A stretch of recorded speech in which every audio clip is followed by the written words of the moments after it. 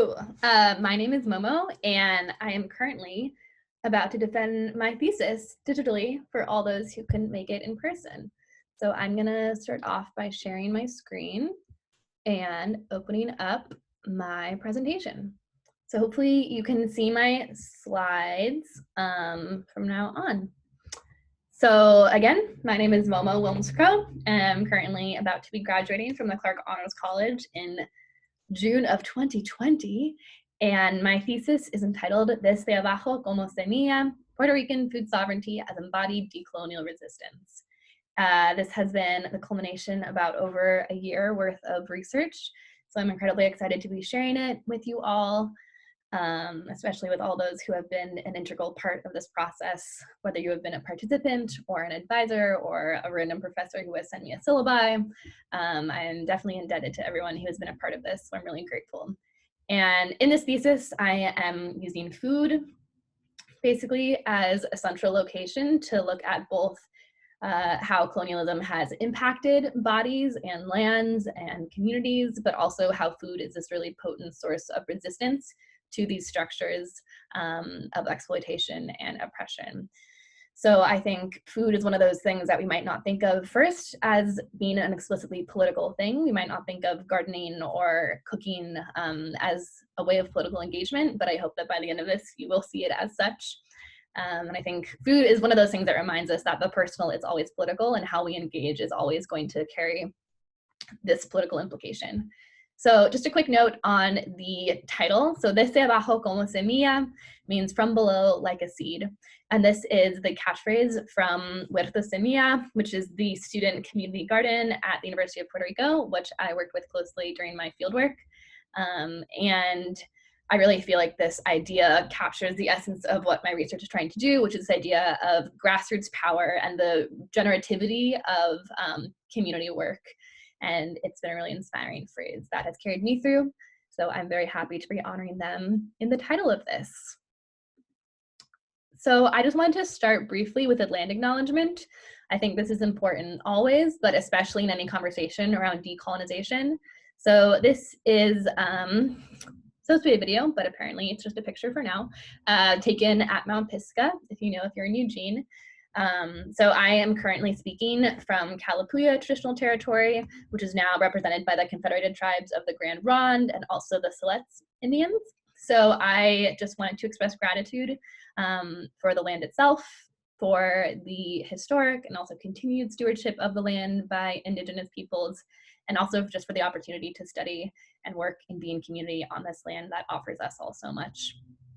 I also acknowledge that there is continued structural oppression against Native communities, and I, as a settler, am a guest on this land and am inherently implicated in these systems. But yeah, and I encourage anyone who's watching this to take a moment to look into the land that you are currently on, just to get a better understanding of how these processes of settler colonialism are impacting all of our lives to this day. So with that being said, in addition to grounding us in place, I also wanted to take a moment to ground us in time. So I did not expect to be defending my thesis over Zoom. I think COVID has been a very intense thing. None of us were really expecting to be experiencing this spring. And I think however, it has really been reminding me continually of how important my research is and how much these stories have to offer. So I think we are witnessing this failure of these systems and these structures in place to provide us with our basic needs, and people are really scared. And we also see the exacerbation of existing social inequalities and the risk of disaster capitalism. I know Naomi Klein just has started calling it corona capitalism. So these risks are very real in the current moment, in this crisis moment, but also we are seeing the emergence of beautiful mutual aid networks, and communities are really coming together, as well as an interest in local food resilience. So I know I work selling seeds at a farmer's market and sprouts, and we have been selling so much starts. So I think people are really interested in this idea of a local food community in a way that's really exciting. So I think this moment is definitely a moment of transition, and I'm not sure what is going to come out of it, but there's a real generativity and a potency to this moment. And I think now in these moments of transition where there's so much unknown, this is where it would behoove us to look towards communities that have successfully been through crisis and also survived and created resilient systems in response. And Puerto Rico happens to be one of those. And just in this image, so this was a picture from my field notes this past summer. And I said, so as crumbling, which is in reference to kind of the political infrastructure and order, as order is crumbling, community is coming together. Tolerance for bullshit is going down, creativity and belief in new solutions is going up. And I think this was, I wrote this in August, but it could definitely hold just as true right now, where I think people are open to new ideas and thinking more radically about possibilities that may not necessarily be the case outside of a crisis context. And then those photos that are sandwiching in are just from my neighbors, gifts that I have been exchanging. I think it's been a really beautiful submergence of the solidarity, the sharing economy, where I give starts to my neighbor and then she drops off bread. And it's this really beautiful idea where in this moment when things seem very scary and very serious, and we're dealing with these huge questions of inequality and structural violence, we also see the beauty in community. And I think that's really what sustains us. Cool. So the central research question that guided me through this project is, how do Puerto Rican communities view and use food as decolonial resistance in the struggle for a radically new socio-political reality? And so my interest in this is, I'm really interested in this question of decolonization, but I'm interested in it more so as a grounded practice in the day-to-day lived experiences of people, rather than some kind of ethereal, theoretical idea discussion. And kind of my approach to this is rooted in the idea from political science, prefigurative politics, which is a large word to basically explain that in any kind of social movement, people engaging in a certain practice, the means are implying the ends that they are reaching for. So this is a lot of times in kind of like anarchist and leftist organizing, where you're seeking a more democratic society. So the process to get there is inherently deeply democratic in the norms and in the practices that are kind of this in between. And I definitely observed that, where we have grassroots action in Puerto Rico that is practically changing conditions on the ground, but also cultivating this new reality that people are hoping for. And that's what I wanted to capture with this project. Okay, so I also wanted to mention my project goals. And these were the ones that really drew me through this project. And I identified these early on, and they have been kind of the grounding framework for the whole thing. So become an expert in radical hope, bring urgent attention to inequality and exploitation, but focus on resilience, agency, and grassroots resistance to it. And to me, this is incredibly important because I think in studying power and inequality and structural violence and colonialism, there's clearly so much violence and so much hurt there. But in any condition where we have these systems of violence and hurt, there's always going to be this resistance and this resilience. I think that deserves so much attention, and just personally is what sustains me in my work, both academic and activist. So I really wanted to focus on that. I also wanted to contribute tangibly to the communities I work with, to support their capacity for change making. So this is something that I felt very important in terms of, and I'll talk more about in my method section, but not just being an outsider who comes in and gets my knowledge and leaves, but I really want to engage substantively and give back anything that I can. I also really care about this wider knowledge distribution. So I want to be sharing the knowledge I gain with a wider audience, including non-academic, in a variety of forms.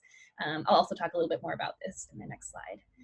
And then lastly, and most importantly, to me, this thesis has really been an exercise in connection. I'm here to build relationships and connections with those I'm working with. And this includes scholars that I might be citing or drawing from their work, or random professors who I've emailed and asked for a syllabi, which so many have offered and been very generous in their mentorship and support, but also my research participants and everyone else along this process who has helped me.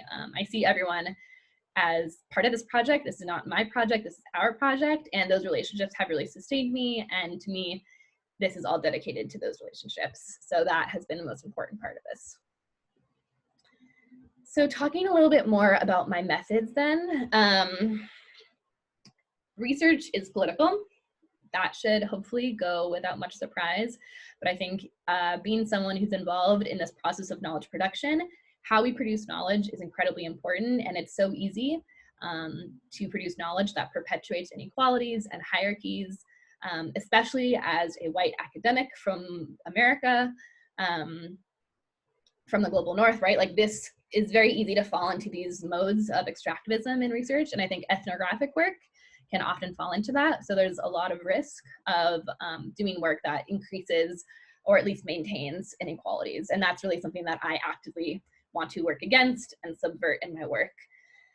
So I identify as an activist scholar. I make no attempt to separate my social justice goals from my research. And I'm very aware of that positionality. So I approach this with an explicitly anti-colonial / decolonial framework, which is really important for me. I'm also always someone interested in social movements and grassroots activism and how people experience politics and structures of power. So I'm a political scientist, but really I care about people and I care about how people are experiencing these structures because I feel like that's where politics takes place and that is the most interesting to me. And I also feel like that is often left out of the policymaking process or the legal process, even though that's what politics is for. Politics is here because we are here. So the three main ways that I see myself doing that is listening, translating, and storytelling. So I'm first and foremost a listener. So I am a participatory ethnographic researcher, which means that I go out into the field and I hang out with people. I attend events. I go to farmers markets. I go to rallies. I go to protests. I go to work parties. And I talk to people. I look at social media. And I'm engaging in a variety of ways in that way. I also am doing interviews. So I did interviews with 14 people over the course of my month-and-a-half long stay in Puerto Rico this past summer, and then I did additional interviews over the phone after I left and continued to maintain contact. I also see myself as a translator.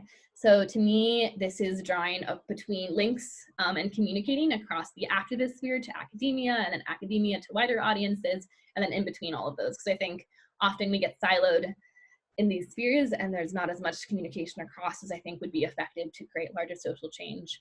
I also purposely draw connections between different theoretical frameworks. So I draw primarily for this work for my literature review on kind of anarchist thought, Indigenous thought, and then queer and feminist thought. And to me, they all say really important things, especially in the context of food sovereignty, however, are often not put in conversation together or in the larger conversation about food sovereignty. So to me, I'm hoping to talk across those spheres and link them together in what they're saying about embodiment and political resistance and power and food and all of these really important topics. And then lastly, I see myself as a storyteller. I am so honored to be listening to these stories and I just want to share them. So that's why doing so in a very specific way, I think really matters to me. So I do it in a variety of different modalities. So I have a lit review, I do a policy analysis. I tell it in some ways that might be understandable to some people, but I also include poems. I'm making videos, I'm doing social media content, I'm making a zine. So I'm doing things to tell this story in a variety of ways because I think that these stories really matter. So I hope to share it in a variety of platforms. I also, in telling these stories, hope to challenge normative assumptions about power and agency. I hope to bring attention to the margins and to places that might be left out of conventional conversations.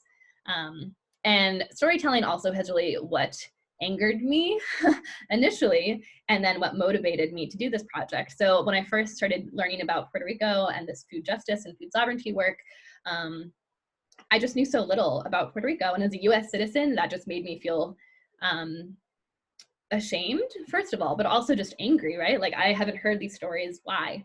And I think the why is precisely because colonialism. So realizing that these stories matter and that storytelling them really matters. And that has really motivated me from the day one. And I included this quote because I overheard this at a community assembly. So PR is called poor, but PR is rico, rich. Rico en amor, rich in love, rico en valor, rich in bravery, rico en resistencia, rich in resistance. And this is this idea of an assets-based approach to me, this embodied. So it's easy to talk about the structural vulnerabilities of Puerto Rico, but to me, I see so much strength and resilience and power, and that's really the stories that that's what I'm trying to center in my stories, as I really try to avoid these extractivist tendencies in this larger practice. Okay, so I wanted to start off with a really brief just overview of some baseline understandings going into this project. And I'm happy to talk more about this and send literature, and this is included a lot in my literature review. But for the context of this, these are just the underlying understandings. So colonialism is an ongoing structure, not an event of the past. Yeah, pretty straightforward. It is implicated in structures and in systems and in relationships, and it's not something that we did and we're done with, but we are still living in this, and we are all implicated, whether we are in a location that is viewed as a colony or in a state, which would be more of an imperialistic power or colonizer power. But we're all implicated in this system, and it's really much more about the relationship of extractivism and creating this artificial dependency and creating structural vulnerabilities when there should not be. And this is really visible in the food system, where we see that a huge dependency on imports, as well as support from the state of monocropping and other farming techniques, which just don't support local community resilience. And to me, that is all a visible example of colonialism. So second, colonialism is inherently connected to cisheteropatriarchy, racial capitalism, and modernity. So this idea is that there's these different systems, racism, patriarchy, cis-heteronormativity, all of these different capitalism, all these overlapping systems that are not discrete and separate, but inherently overlapping.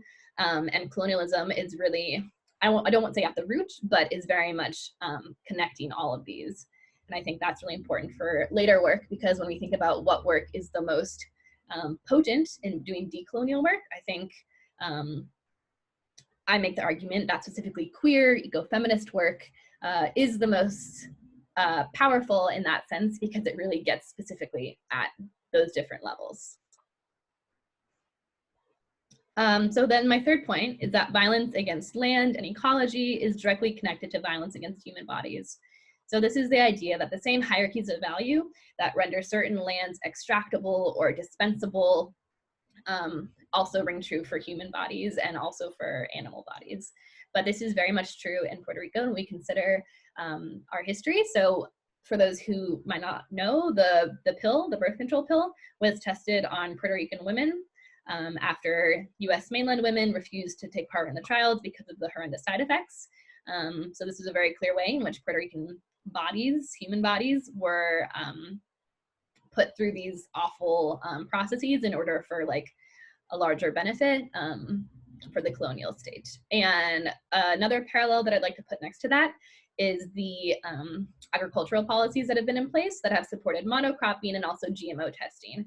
And these are all led by US-based corporations and was not a matter of choice by Puerto Ricans, who then faced the consequences. And I think the way in which these two processes are parallel, we see that the same hierarchies of value that determine that Puerto Rican women or Puerto Rican land is okay to be basically a test site for our benefit, like that is not by accident that they are both happening. And I think I want to point out this parallel. And then lastly, colonialism in Puerto Rico is reinforced directly by legal and political infrastructure. So I gave 3 examples of formal political means by which we see colonialism reinforced to this day. So IRS Section 936 originally came about in the 70s as part of a modernization initiative called Operation Bootstrap. And basically it allows corporations who are in Puerto Rico to make a profit without paying taxes. So this explains why Puerto Rico has the highest concentration of Walmarts and Walgreens out of anywhere in the US. We see that corporations are really coming to Puerto Rico like hawks, taking land and creating profit without paying taxes like they would in any US state. PROMESA is the Fiscal Oversight Control Board that was established to manage the debt in Puerto Rico. And this came about and basically means that Congress has unilateral control over policies that directly impact Puerto Rican people, despite the fact that Puerto Ricans, at least those living on the islands, do not vote for any they don't have a voting representative in Congress, nor vote for the president or other political bodies. So it's this very or at least undemocratic structure where the body that's making decisions over the population is not represented by the population at all. And then lastly, the Jones Act came up a lot during Hurricane Maria and is an act that basically means that any products that are delivered to Puerto Rico must come from US flagged, US staffed ships coming through a US port. So that means that there cannot be any trading from directly within the Caribbean islands, like say from Cuba to Puerto Rico. That would not be allowed. It would have to come through Florida or another US port. And that obviously makes things more expensive. That means that imports, the prices are jacked. And it also means that during crisis conditions, such as a hurricane, aid has to come through this very convoluted system rather than coming directly from neighboring nations. During Hurricane Maria, it was lifted for a little bit, but it's still this explicitly colonial way that the whole reason it's there is to enforce this dependency on the US. Cool. And so these photos, so La Junta, which you see under the stop sign, so pare, the stop sign, stop, La Junta, is a colloquial name for this fiscal oversight board. So it's very clear that Puerto Ricans are very upset about this, this condition. And then from below, that was at a protest. That was, again, about these land use policies and the way that corporations can come in and take land that Puerto Ricans themselves can't afford or can't access. So it also warrants a note on the context that I was there. So I was in Puerto Rico this past summer of 2019, which hopefully if you were following the news, you knew that some stuff was happening. We had these huge protests where millions of Puerto Ricans were showing up in the streets. There was the Paro Nacional, this main strike that shut down the country, and eventually resulted in the ousting of Governor Ricky Rosselló. We see his face right there. And it led to a larger structural critique about this question of what's happening. We also see that there was really amazing community organizing in response. So that was a protest I attended up in the top left. And then on the top left bottom, this is a community assembly. So these community asambleas kind of came about very much Occupy Wall Street style, where it's communities deciding what do we want, and when the government is failing us and we don't have any democratic representation, what is the community that we want and how are we going to be deciding that? And I think this summer I was just stuck asking myself, number one, what is the crisis? Because we hear about you know, like the hurricanes or the earthquakes more recently, or now with Corona, right? So we hear these ideas about the crisis or debt, but really what is the crisis? And I think what's become clear to me is that there are multiple social, political, ecological crises that are overlapping, but many of them I think are tied back to colonialism and these conditions of political inequality. There's also the question of what avenues are open for change. So when people are seeking to change conditions of inequality, how can they do it? And I think it's clear that the formal political system is not giving Puerto Ricans what they need. So they have been pushed into basically looking for solutions both outside and also beyond the state. So communities are looking to themselves in these really amazing and subversive ways. And these two quotes I pulled from interviews. So this one, this revolution is going to have to be very como que bien comunitario y independiente del gobierno. So very community-based and independent from the government, right? So the government, the formal political parties, they're not offering these people anything. And then second, this is a quote from Gabby. She said, "I don't have faith in the government, I have energy to work."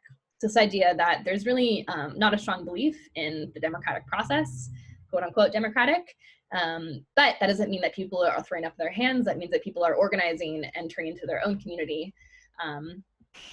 in really incredible ways. And I think food is one way that people are expressing their political agency in really amazing and creative ways. And we might not think typically of food or kitchens or gardens as spaces of expressing political agency, but I hope that by now you might see that that is.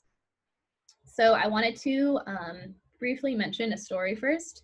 So when I was there in Puerto Rico at La Huerta, which is a community garden that I was working with closely, we were planting okra one day, and one of Las Semillas, who I was working with, one of the community garden members, explained that okra came to the Americas originally.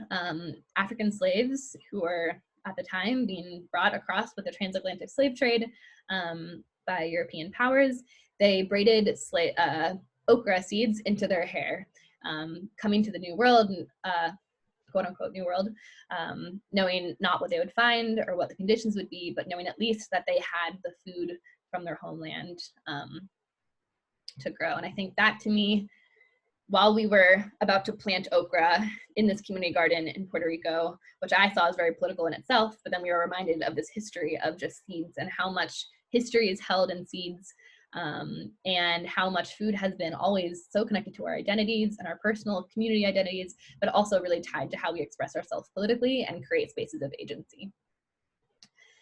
I also wanted to mention, so when I'm talking about food sovereignty, not everyone might be familiar, but that is a term that came out of an international peasant movement, La Via Campesina, and the definition of that, according to La Via Campesina, is the right of peoples to healthy and culturally appropriate food produced through ecologically sound and sustainable methods, and their right to define their own food and agricultural systems. So it's a lot more political than just a food security framework, because it's really returning the power to communities themselves. Yeah, so actions that fall into that. So what I looked at is I was looking at community farming initiatives, farm-to-table restaurants, and then other type of local food-based work. And all of these are very democratic. They support community self-determination, and they're always prioritizing people over profit, and also local stakeholders over these foreign corporations and capital. So yeah, in my thesis, I talk about food as a site of resistance, food as a source of resilience, and food as a mechanism of resurgence. And I'll go into those a bit more now. Yeah, so food as a site of resistance. So when I'm talking about food as a site of resistance, I'm simply talking about community gardens, but also these restaurants that I included in my study. And it's the idea of these very specific food-centered places. They're cultivating self-determination and also creating a space for joy and for safety and for teaching, and especially for queer people or Afro-Caribbean people who have been structurally made vulnerable based on these systems of hierarchy. Feeling safe and being able to express oneself authentically is really radical, and is often not present in broader society. So these food-specific places are really important, and are characterized by these deep dynamics of investment and community. And just an example of that, so it's clear that the founding of La Huerta, which is again on the University of Puerto Rico campus, it was not granted by the state or by the university. It was actively fought for. So the La Huerta came about, was officially founded after a strike where students occupied the campus, and in response, the government sent police and tried to shut down the strike by barring food and water, and it got really quite violent. And it was in this context where a group of people occupied land and started a garden. So it shows you that food and claiming space and putting down literal roots is a very political practice, where you're reclaiming against these systems that have been tearing people away from the land for a very purposeful reason, which this quote speaks to. So this is from Joshua. He said, parte de por qué el proceso, speaking about colonialism, ha sido exitoso es porque nos han desconectado de la tierra a la cual tenemos un vínculo emocional. Pues en ese mundo ideal tiene que haber un vínculo, una reconexión de donde venimos, que es la tierra. So for those who don't speak Spanish, this is talking about why colonialism has been so successful. It's because it has disconnected us from the land, which we have this natural emotional connection to. So in this question, I was asking him about what would an ideal future look like, and he said that we would have to be reconnected with the land. This is where we come from. So I think that speaks to the significance of these gardens being spaces that really allow people then to connect back. So for the second idea about source of resilience, the type of organizing that I witnessed is very much horizontally organized. It's very cooperative based, and I like to use the metaphor of a rhizome. So for those who are familiar or not maybe, a rhizome is a way that plants spread. That is not through seeds, but it's basically they send out these shoots underground and then new plants pop up. So it makes it very annoying if you're trying to weed your garden. because there's all these little nodes that just shoots up more and more. But as an organizing structure, it's really amazing because if it's anti-hierarchical, so that means that there's not just one person who can then leave and the structure falls apart, right? There's still all these little nodes of power, which allows it to be much more resilient, especially in the face of crisis. I also talk about, so a food sovereignty paradigm, when we're thinking about food and the type of kind of farming techniques, we're also thinking there's greater crop resilience, which is really important. So then if, let's say you have a blight that comes through, or a pest or a storm, chances are if you have a more diversified crop structure rather than just monocropping, especially cash crops, which are not meant to be especially resilient, then yes, if you have a more diversified crop structure, you're more likely to be able to survive. And there's also, so we see that this, this resilience in this rhizomatic organization is both socially between organizations and cooperation among people, then also reflected in the plants. And this is a quote from Desde. She says, "We're queer, feminist, and we have a more circular approach to work that allows the system to keep functioning when someone is missing maybe, or when someone moves on to another project." This idea of there's this interchange, right? So if one person's gone, there's a large enough community that people can step up. And this is, Puerto Semilla understood this as being queer and feminist, meaning that it embraces this horizontal power distribution and also is rooted in appreciation and a celebration of difference rather than consolidation to a limited subset of what is allowed, basically. And then lastly, food as a mechanism of resurgence. So this is the idea that food can pave the way for a much larger political questioning. So this quote from Cristal, I think, really captures it beautifully. She says, "If we as communities and as individuals are able to control what we eat, I feel like we're definitely changing our social, our everything. If you do it in community and more and less as an individual, then you're creating a big social change. So I feel like if we are able to be sovereign of what we eat, we could change a lot of things." So I think there's this idea that when people start to organize locally around food, it inspires broader political change, and there's this larger ripple effect where people can think what they can demand, right? From their elected officials or not elected officials in the case of Puerto Rico, but also just of their community and their neighbors. So I think food is a really amazing place where we are able to kind of foster this creative imagination and think about radical alternatives. This also was true in the culinary scene. So I talked to some chefs who prioritized how their farm-to-table restaurants were prioritizing local ingredients and local food culture in this way that's really beautiful, because it is highlighting that in the face of what's been called culinary imperialism, right? So this forcing of like foreign food culture, they are reasserting their Puerto Rican pride through what they're serving on their plates. And I think that is a really, really beautiful idea and shows how being a chef is a very political act, I would argue. So this is where it gets a little bit meta. Hang with me. So much as I just spoke about earlier, where violence from the colonial structure is on many levels, I think also this implies that healing from colonial violence requires healing across multiple levels. And this is where I think the type of work I was looking at, so queer agroecology and community-based practice, is very radically transformative because it is healing at each of these levels. So you have the individual level, right? We're literally eating fresh food that's good for our bodies. But also, if we're in these spaces working together in community, we're healing these social relations and building a better body politic. That's the second level. And then at also the larger level, right? When we're engaging in this type of practice, we're also healing and creating more sustainable systems for our ecologies and the earth that we're living on. So to me, this reflects that the type of work that is happening in Puerto Rico is really radically transformative and embodies a much more transformative justice approach that I think anyone who's interested in social justice and environmental justice should really be looking to. And I think in any type of work, especially in this crisis response, we should always be centering our most marginalized and be supporting community self-determination, because I think that has the best capacity to create healing across these bodies.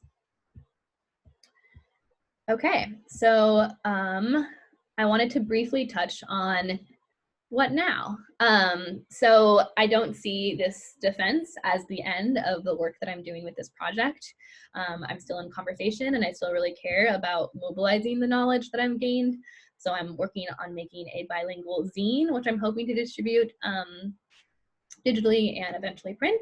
I'm also going to work on some blog posts and doing some teach outs in my community, partnering with local food justice organizations. And I'm really interested in exploring this connection between public health and social justice and environmental justice, and seeing how these overlapping ideas can really foster really innovative solutions to, I think, what I see as the most pressing problems in our world. I've also been involved in a community of researchers who are thinking about how we can do change-making research that really addresses, you know, these really tricky questions, but hopefully using our space, our privileged position at the university to support this grassroots work. I've also been talking and working with the folks at Community Alliance for Global Justice, which is a organization based up in Seattle, about their summer school program, which is focused on food sovereignty. So I'm working on developing curriculum and hoping to support their work, which I think is really amazing to see how we see food sovereignty projects happening all across the US. And there's so much happening in my local community in the Pacific Northwest, which is really exciting. There's also another really exciting project in Eugene, which I'm super psyched about working on, that's hosted by the End of LACP, as well as the Lane County Mutual Aid Network, which I've been organizing with, as well as a few other organizations. And it's basically working to build local community resilience, specifically centering communities of color, and through offering land and also farming, gardening supplies. So that is really exciting. And thinking about how we can connect the type of food sovereignty work that's happening in Puerto Rico to all the other work that's happening, because it's such a rich place and there's so much happening right now. So I think thinking how we can connect across distance. I imagine this larger mycelium network under the ground, right? Or even though we might be physically, geographically separated, we're still connected by the work that we're doing, and we can support each other, which in really exciting ways. And then lastly, those are my students in the bottom left. So I taught a first-year interest group this past fall on food justice. So with a group of 20 freshmen, and we got to talk about food justice and think about how we can all take active roles in creating a more just world through engagement with local food systems. So that was really exciting, and I'm so inspired by talking to more young people about how we can get involved in this work, because I think it is so critical. So then I just wanted to end with gratitude for everyone who has been part of this process. I think for me, much like planting a garden, the product, the harvest, right? That's only part of why we do it. For me, so much more is about the process and the connections I've made and the relationships I've built and what I've learned and experiences that I have that have shaped me forever. So I think that process has been incredibly meaningful and important, and this thesis has forever changed my life. And I just feel so grateful for everyone who has been a part of this. So I just wanted to offer my most heartfelt and deep gratitude for every single person who has helped me make this project possible, from funding to my professors and my advisors, to my research participants, to those who let me crash on their couches, to people who have fed me coffee in the library. Everyone has been part of this process, and I'm so, so, so happy to be sharing it with you all. And I hope that it might give you something like it has given me. So with that, I will stop sharing my screen and just thank you one more time, and feel free to ask me any questions, and I'm happy to talk more about this forever.